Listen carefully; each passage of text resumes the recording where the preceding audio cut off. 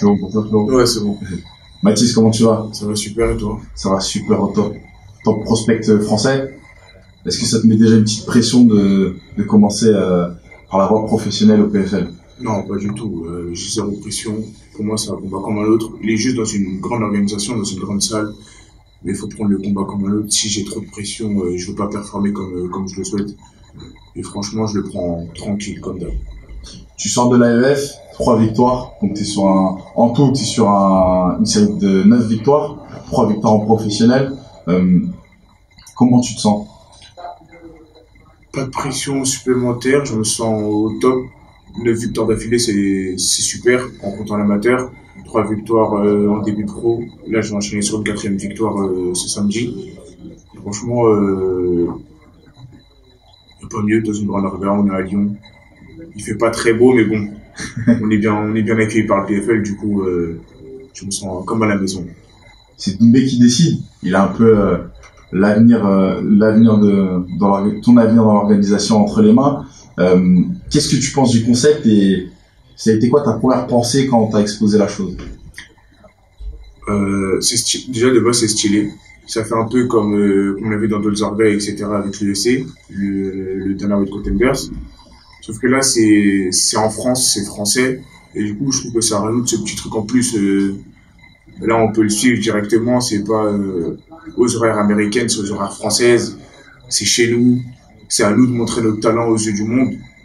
Et quand je l'ai appris, le premier truc que j'ai dit au coach, c'est « Oh, c'est stylé !» C'est simple, genre, c'est stylé, c'est... Il y en a, ils vont se mettre... ils vont faire plus que ce qu'ils savent faire, alors qu'il faut pas du tout, c'est juste Doumbé, il est juste là à regarder. Il a peut-être la main sur notre contrat, sur, entre guillemets, notre avenir ce soir-là. Mais sur le reste de notre carrière, c'est pas lui qui a la main, du coup, faut faire ce qu'on sait faire. Okay. Tu combats à Ashtatou. Qu'est-ce que tu penses de ton adversaire? De Yacine, bah, ouais. Je l'ai déjà vu au média. On avait fait un petit média day avec Cédric Doumbé, Dazon et lui. C'est un mec sympa. Ça se voit, c'est pas un mec qui a la grosse tête ou qui cherche l'embrouille, etc. Il va pas être là trash talk pour rien. Ou s'il le fait, c'est pas avec un fond méchant. C'est ce qu'il pense. Mais je l'ai vu plusieurs fois, je l'ai vu hier, je l'ai vu aujourd'hui, il n'y a pas d'animosité, il n'y a aucun, comme ils disent les Américains, bad blood entre lui et moi. Ça sera juste une bonne guerre entre deux combattants. Et qu'est-ce que tu penses de lui en tant que combattant dans une cage? Dans une cage, c'est un bon combattant. C'est un bon combattant, mais pas assez complet comme lui le prétend. On a pu voir qu'il a des grosses failles en lutte et au sol.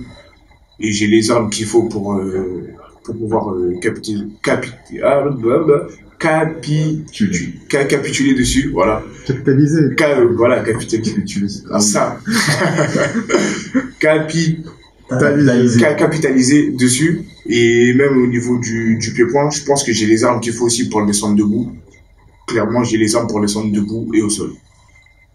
Comme tu l'as dit, il a des lacunes en lutte, mais très fort en pied-point. C'est son background en kick et en mouet. Ouais. Je ne vais pas dévoiler ton game plan, bien sûr, mais qu'est-ce que tu nous annonces comme victoire? Comme victoire, moi, ce que je veux, c'est faire un finish. Ça serait beau. Bon, sur 3 combats, j'ai 2 finishes. Mon dernier combat, c'était une décision unanime. J'aurais pu le finir, mais j'ai pas réussi. Là, ce que je veux, c'est corriger l'erreur de la dernière fois. J'ai dit au coach que le prochain, il tomberait. Et là, le prochain, c'est Yacine. Bah, malheureusement pour lui, il va peut-être tomber samedi soir. T'es une star montante dans les MMA français. On a tous suivi ta carrière amateur. Maintenant, tes très beaux débuts à l'AEF. Est-ce que tu ressens une certaine pression par rapport à cette attente qu'on a de toi? Non. Comme je te dis, zéro pression. Parce que vous avez peut-être une attente envers moi. Moi, l'attente que j'ai de moi-même, elle est beaucoup plus élevée et c'est la vie des autres. Quand je ferme mon téléphone, quand je vois mon téléphone, il est plus là. C'est moi, quand je me regarde dans le miroir, quand je me lève le matin, quand je suis avec ma femme, ma famille, mes proches, c'est ça qui compte le plus pour moi. D'abord, c'est moi, après c'est ma famille, mes proches, et après c'est le grand public. Même si le grand public, on va pas se mentir, c'est grâce à eux qu'on peut faire décoller une carrière aujourd'hui. Mais là, à l'heure actuelle, pas de pression, je vais faire mon combat comme d'hab. J'ai fait le stade, deuxième combat pro, j'ai fait le stade de Rennes. Du coup, pour moi, ce sera pareil, j'ai pas de pression, j'ai déjà fait des grandes salles, des petites salles et tranquille comme d'hab. Tu peux nous parler brièvement de ton ressenti et de ton expérience à l'AEF, qui est maintenant l'AFC? Mon ressenti, déjà un grand merci à Willy Sirop, organisateur de l'AFC, AEF anciennement. Et on a été là, comme je suis avec vous, naturel, sans stress et sans prise de tête. C'est grâce à lui, c'est grâce à ce qu'il a mis en place. Il a changé le monde du MMA amateur. Et ça, faut le remercier, même s'il y a des gens qui le critiquent aujourd'hui, qui se cachent derrière des faux comptes, etc., des comptes privés. Faut pas se le mentir. Il a changé le MMA amateur.